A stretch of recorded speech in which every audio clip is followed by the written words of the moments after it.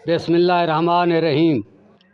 रूहानी scholar Shah Hussain channel सुनने वालों को इब्न 18 साल इलाका शाह हुसैन की तरफ से अस्सलामु अलैकुम। मुअज़्ज़ज़ सामीन कराम, आज हम आपको इस वीडियो में ये बताने जा रहे हैं कि औलिया अल्लाह के मुंतखब ख़ास बंदे, जिनको आम ज़बान में वली अल्लाह कहा जाता है, उनकी सलाहियतें क्या होती हैं, वो किस तरह के काम करते हैं और उनके पास आना जाना जायज़ है या नाजायज़ है, ये हम आपको आज इंशाअल्लाह ताला कुरान पाक के 15 सिपारे के आखिर 16वें के शुरू में ये वाक़या एक बयान हुआ है, वो मुकम्मल तफसील से आपको सुनाएंगे। ये वाक़या लिखा हुआ है 12 तकरीर एक किताब है जो मैंने मसूमियत में पढ़ी थी, मोहम्मद अशरफ नूरी साहब की लिखी हुई है। तो उसके अंदर ये मैंने मासूम बच्चा था तो पढ़ी थी। फिर ये किताब इंतहाई अरसा दराज के बाद मैंने 3-4 दिन हो गए ली है और अभी आपको उसमें से सिर्फ एक वाक़या सुनाऊंगा। तो मुअज़्ज़ज़ सामीन, वीडियो को आगे सुनने से पहले हमारे चैनल को सब्सक्राइब कर लें, वीडियो को लाइक और शेयर किया करें और घंटी का बटन दबा दिया करें ताकि आने वाली वीडियो फ़ौरन आपको मौसूल हो सके। अभी हम आते हैं अपने मज़मून की तरफ तसल्ली से। जिनको ये ज़रूरत है कि आया सब इंसान एक जैसे हैं या इंसानों में फ़र्क है, वो गौर से सुने, और जो कहते हैं सब इंसान एक जैसे हैं उनको कहो कि भाग जाएं। समझ आई बात कि जानवर तो सारे एक जैसे नहीं हैं, लेकिन इंसान सब एक जैसे हो गए आज के दौर में। ये सोचने का मकाम है। ठीक है, अभी हम आपको वाक़या आते हैं। ये वाक़या कुरान पाक में बयान हुआ है, किसी आम किताब में नहीं हुआ। ये 15 सिपारे के आखिर 16वें के शुरू में ये वाक़या अल्लाह ताला की कलाम में लिखा हुआ है। ये वाक़या हज़रत खिज़र और मूसा अलैहिस्सलाम का, वो मूसा अलैहिस्सलाम जिन पर तौरात नाज़िल हुई, मूसा कलीमुल्लाह मूसा अलैहिस्सलाम, और हज़रत खिज़र जो हैं ये कोई पैगम्बरों में शामिल नहीं, आज तक कहीं किसी फ़िक़्ह की किताब में नहीं इनके मुतल्लिक़ आया। ये एक अल्लाह के बंदे हैं और अल्लाह के यानी अल्लाह वाले हैं। अभी हम आपको तफसील से वाक़या सुनाएंगे। एक दिन हज़रत मूसा अलैहिस्सलाम ने परवरदिगार आलम की बारगाह अक़दस में अर्ज़ की, या अल्लाह, मैं चाहता हूँ कि तेरे किसी मकबूल वली की ज़ियारत करूँ। सुन रहे हो, वलियों की ज़ियारत करनी कि कौन ख्वाहिश कर रहा है? हज़रत मूसा अलैहिस्सलाम कलीमुल्लाह। अल्लाह ताला ने फरमाया, मेरा बंदा तुम्हें इस जगह मिलेगा जहाँ 2 रास्ते इकट्ठे होते हैं। मूसा अलैहिस्सलाम ने एक खादिम जिसका नाम यूशा बिन नून को साथ लिया और सफ़र फरमाया। नबी अल्लाह वली अल्लाह को मिलने जा रहे हैं। आज का मुल्ली मतलब है कि वली अल्लाह को कहता है कि हमारे जैसे हर इंसान। नबी अल्लाह वली अल्लाह को मिलने जा रहे हैं। यहाँ से इस्लाम का इल्म ख़त्म किया गया, यहाँ से मुसलमानी का ख़ात्मा किया गया। बहुत सारे बेशुमार इल्म जो वली अल्लाह का था ख़त्म कर दिया गया शिर्क के नाम पर। ये मैं नहीं कह रहा, कुरान कह रहा है कि नबी अल्लाह वली अल्लाह को मिलने जा रहे हैं। गौर से पढ़ें। बात यह है कि नबी का हर फ़ेल उम्मत की तालीम के लिए हुआ करता है। मालूम हुआ कि वली अल्लाह की ज़ियारत के लिए सफ़र करना हज़रत कलीमुल्लाह अलैहिस्सलाम की सुन्नत है। समझ आई बात की। अभी हज़रत मूसा अलैहिस्सलाम अपने ग़ुलाम के साथ चलते चलते वहाँ पहुँच गए जहाँ पानी के 2 दहाने थे, यानी 2 दहाने, 2 पानी इकट्ठे होते थे। एक पत्थर के करीब सो गए। खाने के लिए मछली साथ लाए थे जो एक थैले में बंद थी और यूशा बिन नून ने इसे उठा रखा था। अलामत यह थी कि जिस जगह वो मछली ज़िंदा हो जाएगी وہاں میرے مقبول بندے کی ملاقات ہوگی۔ یہ اللہ تعالیٰ نے حضرت موسیٰ علیہ السلام کو بتایا۔ یا ساتھ ہی میں یہ بتا دوں کہ قرآن ایک ہے۔ آج سے 100 سال پہلے کا قرآن پاک اٹھاؤ گے تو ہر پر یہی تفسیر ملے گی۔ آج سے 100 سال کے بعد کی ملاؤ گے تو ایک حرف یہ تفسیر نہیں ملے گی۔ آج کے کسی میں یہ تفسیر ملے گی، کسی میں نہیں ملے گی، یہ بھی صاف بتا دوں۔ حضرت موسیٰ علیہ السلام آرام فرما رہے تھے، یوشع بن نون نے دیکھا کہ وہ مچھلی تڑپی اور تھیلے سے باہر آ کر دریا میں چھلانگ لگا گئی، مگر عجیب صورت تھی کہ جس جگہ سے گزرتی گئی وہاں پانی نہیں ملتا تھا اور پانی میں ایک غار سی بن کر رہ گئی۔ حضرت یوشع بن نون حیران رہ گئے، سوچا کہ کلیم اللہ بیدار ہوں گے تو یہ واقعہ عرض کروں گا، مگر صبح ہوئی تو یوشع بھول گئے اور پھر آگے سفر شروع فرمایا۔ دوپہر کے کھانے کا وقت ہوا تو حضرت موسیٰ علیہ السلام نے کھانا طلب فرمایا تو یوشع بن نون نے عرض کیا، حضور مجھ سے سخت غلطی ہوئی، میں بات عرض کرنا بھول گیا تھا، جہاں ہم نے رات گزاری تھی مچھلی تو اسی جگہ حیرت انگیز طور پر زندہ ہو کر سمندر میں چلی گئی تھی۔ حضرت موسیٰ علیہ السلام نے فرمایا، وہی تو ہماری منزل تھی، چلو واپس چلیں۔ جب واپس پھر وہاں پہنچے تو اللہ تعالیٰ نے فرمایا، فوجادہ عبدن من عبادنا آتیناہ رحمۃ من عندنا وعلمناہ من لدنا علما۔ تو انہوں نے میرے مقبول بندے کو پا لیا۔ یہ جو پیچھے پڑھ گیا ہوں یہ قرآن پاک کی آیت ہے، جو پہلے بتاتے گیا ہوں کہ 16ویں 15 پارے کے آخر میں 16ویں کے شروع میں ہے۔ یہ واقعہ بچپن میں نے خود اپنی آنکھوں سے قرآن پاک میں پڑھا ہوا ہے، یہ بھی آپ کو ساتھ بتا دوں۔ جس سے ہم نے رحمت اور علم لدنی سے نوازا تھا اللہ، تو انہوں نے میرے مقبول بندے کو پا لیا جس سے ہم نے رحمت اور علم لدنی سے نوازا تھا۔ اللہ تعالیٰ کے یہ خاص بندے حضرت خضر علیہ السلام تھے۔ خضر ان کا لقب ہے، ان کا نام بعض لوگوں میں احمد اور بعض کتابوں میں بلیہ بن ملکان آیا ہے۔ ان کا لقب خضر اسی وجہ سے ہے کہ وہ جس خشک زمین پر قدم رکھتے ہیں وہاں سبزہ اگاتا ہے، جس خشک درخت کے پاس سے گزر جاتے ہیں فوراً سر سبز ہو جاتا ہے۔ لفظ خضر 3 طرح سے پڑھا جاتا ہے، خضر، خضر، خضر۔ موسیٰ علیہ السلام حضرت خضر علیہ السلام کی گفتگو یوں شروع ہوئی، ابھی سنو۔ موسیٰ علیہ السلام، ہم آپ کے ساتھ رہنا چاہتے ہیں تاکہ دیکھیں کہ آپ اپنے فرائض جو اللہ کریم نے آپ کے ذمہ لگائے ہیں کس طرح ادا کرتے ہیں، ہم یہ علم حاصل کرنے یہاں آئے ہیں۔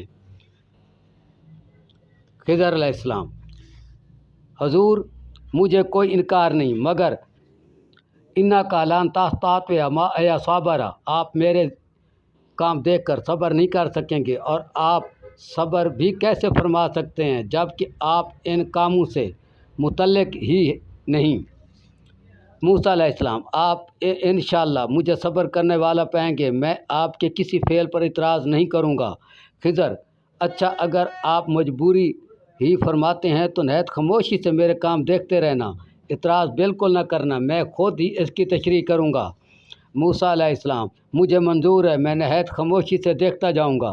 قرآن کریم فرماتا ہے پھر حضرت موسیٰ علیہ السلام اور حضرت خضر علیہ السلام دونوں چلے، یوشع واپس ہو گئے یا وہیں ٹھہر گئے یا ساتھ ہی رہے، مگر قرآن کریم نے فرمایا ایک دریا کے کنارے پہنچے، ملاح نے آپ سے پیسے وصول نہیں کیے، یعنی حضرت موسیٰ علیہ السلام اور خضر علیہ السلام سے اس ملاح نے پیسے نہیں لیے، مزدوری نہیں لی لے کر آنے کی۔ جب کشتی دریا کے درمیان گئی تو خضر علیہ السلام نے کشتی کے نیچے سے 2 پھٹے اکھاڑ دیے۔ موسیٰ علیہ السلام، اخرقتہا لتغرق اہلہا، یہ حضرت موسیٰ علیہ السلام فرماتے ہیں آپ نے کشتی اس لیے پھاڑ دی کہ یہ سب لوگ غرق ہو جائیں۔ آپ نے کشتی اس لیے پھاڑ دی کہ یہ سب لوگ غرق ہو جائیں۔ خضر، تو نے اچھا نہیں کیا، ملاحوں نے ہمارا احترام کیا اور پیسے نہیں لیے اور تو نے کشتی ہی خراب کر دی۔ یہ خضر علیہ السلام فرما رہے ہیں، حضرت موسیٰ علیہ السلام فرما رہے ہیں۔ ابھی جواب میں حضرت خضر علیہ السلام فرماتے ہیں، کیا میں نے نہیں کہا تھا کہ انا کا لان تاستات ما ایا صابرہ، کہ آپ صبر نہیں فرما سکیں گے۔ موسیٰ علیہ السلام، اس کے بعد اب کوئی اعتراض نہیں کروں گا۔ آ رہی ہے سمجھ؟ اللہ والے کے آگے پیغمبر علیہ السلام فرما رہے ہیں کہ اب کوئی اعتراض نہیں کروں گا۔ خضر علیہ السلام نے کشتی کو پھاڑا مگر پانی کا ایک قطرہ بھی کشتی میں نہیں آیا۔ یہ شان ولایت ہے۔ پھر دونوں چل دیے۔ چلتے چلتے ایک میدان میں آئے۔ بچے کھیل رہے تھے۔ ایک نہایت ہی خوبصورت اور حسین و جمیل بچہ ان میں موجود تھا۔ خضر علیہ السلام نے اس کو پکڑا اور گردن مروڑ دی۔ قتل، اور وہ بھی ایک معصوم بچے کا۔ کلیم اللہ کیسے برداشت کرتے؟ حضرت موسیٰ علیہ السلام کیسے برداشت کر سکتے تھے؟ فوراً بولے، خضر تو نے بہت ظلم کیا، ایک بے گناہ معصوم بچے کو قتل کر ڈالا، تو نے بہت برا کیا ہے۔ اس بچے نے کیا قصور کیا تھا؟ خضر علیہ السلام، میں نے کہا نہیں تھا انکا لن تستطیع معی صبرا، آپ صبر نہیں کر سکیں گے، آپ میرے ساتھ نہیں رہ سکتے۔ موسیٰ علیہ السلام، ایک موقع اور دیجئے، اس کے بعد اگر میں نے اعتراض کیا تو پھر مجھے بے شک اپنے ساتھ نہ رکھنا۔ پھر دونوں نے سفر شروع کیا۔ ایک بستی کے پاس سے گزرے۔ بھوک لگ رہی تھی۔ بستی والوں سے کہا کہ ہم تمہارے مہمان ہیں۔ بستی والوں نے کہا یہاں مہمان کے لیے کوئی جگہ نہیں۔ شاید وہ کوئی آج کے لوگ ہوں گے نا، کہ ہر دور میں اچھے برے ہوتے ہیں۔ یہاں مہمان کے لیے کوئی جگہ نہیں، کسی اور بستی میں چلی جائیے۔ جیسے آج ہم سے کوئی ہیلپ یا راستہ پوچھو تو ہم آگے ترخوا دیتے ہیں۔ کسی اور بستی میں چلے جائیے۔ اس بستی سے نکلنے لگے تو دیکھا کہ ایک دیوار گرنے کے قریب تھی۔ خضر علیہ السلام نے اس کو ہاتھ سے سیدھا کر دیا۔ موسیٰ علیہ السلام، اعتراض تو نہیں کرتا مگر ان بستی والوں نے ہمیں کھانا بھی نہیں کھلایا۔ مجھے ہنسی تھوڑی اس لیے آ رہی ہے کہ اللہ کے بندوں کے کام جو ہیں وہ حضرت موسیٰ علیہ السلام کی سمجھ میں نہیں آئے تو آج کے انسانوں کو کیسے سمجھ آئیں گے تجربہ فیکٹریوں کے۔ بستی والوں نے ہمیں کھانا بھی نہیں کھلایا اور آپ ہیں کہ دیوار سیدھی کرتے پھر رہے ہیں۔ لو شئت لاتخذت علیہ اجرا، اگر تم چاہتے تو اجرت لے سکتے تھے تاکہ ہم ان پیسوں سے کم از کم کھانا ہی حاصل کر لیتے۔ یہ حضرت موسیٰ علیہ السلام نے فرمایا۔ آگے خضر علیہ السلام کیا فرماتے ہیں؟ میں نے پہلے کہہ دیا تھا انکا لن تستطیع معی صبرا، آپ میرے کام پر صبر نہیں کر سکیں گے۔ ھذا من فراق بینی و بینک، بس میری اور آپ کی جدائی۔ موسیٰ علیہ السلام نے فرمایا اب میں کیا کہہ سکتا ہوں؟ حضرت خضر علیہ السلام نے فرمایا آپ کے تشریف لے جانے سے پہلے میں چاہتا ہوں کہ ان کاموں کا باطن بھی آپ پر واضح کر دوں جن کے زہر پر آپ نے اعتراض فرمایا تھا۔ موسیٰ علیہ السلام نے فرمایا بولو، فرمائیے۔ حضرت خضر علیہ السلام کو موسیٰ علیہ السلام فرمایا کہ فرمائیے۔ حضرت خضر علیہ السلام نے اس ٹائم کہا وہ کشتی جو میں نے پھاڑ دی تھی وہ غریب لوگوں کی تھی اور وہ اسے چلا کر اپنے بال بچوں کا گزر کرتے تھے۔ اس دن جس وقت ہم اس پر سوار ہوئے دریا کے دوسرے کنارے ایک ظالم بادشاہ بیٹھا ہوا تھا۔ جو کشتی بھی اچھی اور ٹھیک ہوتی اس سے فوراً چھین لیتا۔ میں نے سوچا کہ کشتی کو عیب لگا دوں تاکہ ان مسکین لوگوں کی کشتی بچ جائے۔ اس طرح وہ کشتی ظالم بادشاہ نہیں لے گا، اور 2 پھٹے میں نے اکھاڑ پھینکے تھے، یہ اس کی مرمت کروا لیں گے۔ میری نگاہ دریا کے دونوں کناروں پر تھی اور وہ بچہ جو میں نے قتل کیا تھا۔ یہ سارا واقعہ جو میں آپ کو پڑھ رہا ہوں میں صرف اردو پڑھ رہا ہوں، یہ آپ کو پتہ ہونا چاہیے قرآن پاک میں عربی میں لکھا ہوا ہے، ساتھ ترجمہ ہے، پھر اس کی تفسیر بھی ہے۔ تو وہ بچہ جو میں نے قتل کیا تھا، میں سمجھتا ہوں کہ ایک معصوم بچے کا قتل کتنا جرم ہے، مگر یہاں بات اور تھی۔ اس لڑکے کے والدین مومن ہیں اور اس لڑکے کی پیشانی پر لکھا ہوا ہے کہ یہ کافر ہے۔ والدین کو اس سے بہت پیار تھا۔ ہم نے سوچا کہیں ایسا نہ ہو کہ لڑکے کی محبت والدین کو بے ایمان کر دے، تو لہٰذا والدین کے ایمان کی حفاظت کے لیے لڑکے کو قتل کر دیا گیا، اور ہم نے ارادہ کر لیا ہے کہ اللہ تعالیٰ اس کے والدین کو اس سے بہتر بچہ عطا فرمائے گا۔ اور جس بستی والوں نے ہماری دعوت سے انکار کر دیا تھا، ہمیں مہمان نہیں ٹھہرایا تھا، اور میں نے ان کی گرتی ہوئی دیوار کو ٹھیک کر دیا تھا، اس کا معاملہ یہ ہے کہ اس دیوار کے مالک یتیم بچے ہیں اور ان کا والد نیک انسان تھا۔ اس نے اپنے بچوں کے لیے اس دیوار کے نیچے خزانہ دفن کر دیا تھا۔ اگر آج دیوار گر جاتی تو خزانہ لوگ لوٹ کر اٹھا کر لے جاتے، اور بچے ابھی چھوٹے ہیں، اس لیے میں نے اس دیوار کو سیدھا کر دیا تاکہ ان یتیموں کا خزانہ، ان یتیموں کا مال ضائع نہ ہو جائے۔ افسوس آج عام ہوتے تو یتیموں کا مال کھانے کی کوشش کرتے، ضائع نہ ہو جائے۔ جب یہ بچے جوان ہوں گے تو ہم انہیں بتا دیں گے کہ تمہارے والد نے تمہارے لیے اس دیوار کے نیچے خزانہ رکھا ہوا ہے۔ ہاں، تو یہ سب کام ما فعلتہ عن امری، میں اپنی مرضی سے نہیں کرتا، بلکہ اللہ تعالیٰ کی طرف سے میرا ان کاموں کے کرنے پر تقرر ہے، یعنی میرے ڈیوٹی ہے۔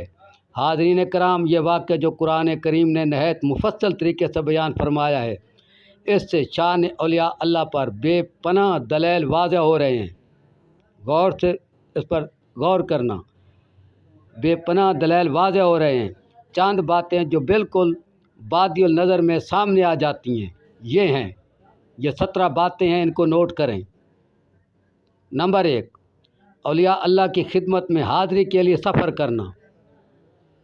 اولیاء اللہ کی خدمت میں حاضری کے لیے سفر کرنا، یہ علم سیکھنے کے لیے سفر کرنا، کس کی سنت؟